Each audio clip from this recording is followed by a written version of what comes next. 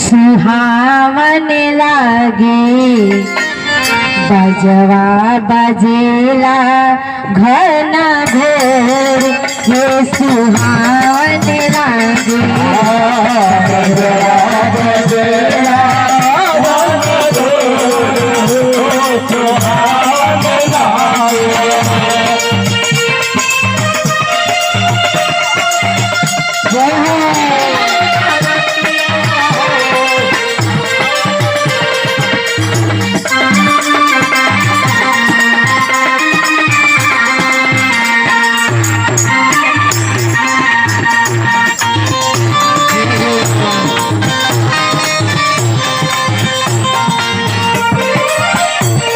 राम जी के बारात जाता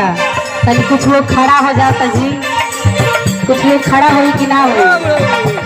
जैसे अंदर भाव भाव खड़ा हो जाओ। हाँ खड़ा हो जाए आ झूम के कहे अवधान गरिया से चलल बरियतिया हे सुहावन लागे जनक नगरिया भैले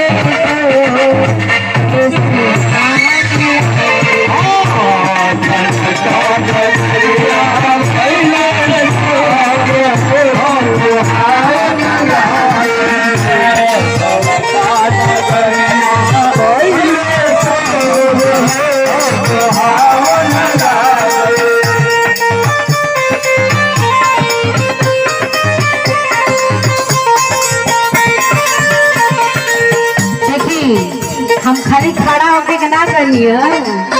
जे के झूमे के बाद खड़ा हुई बाकी सबके ऊपर ठीक है ठीक बा।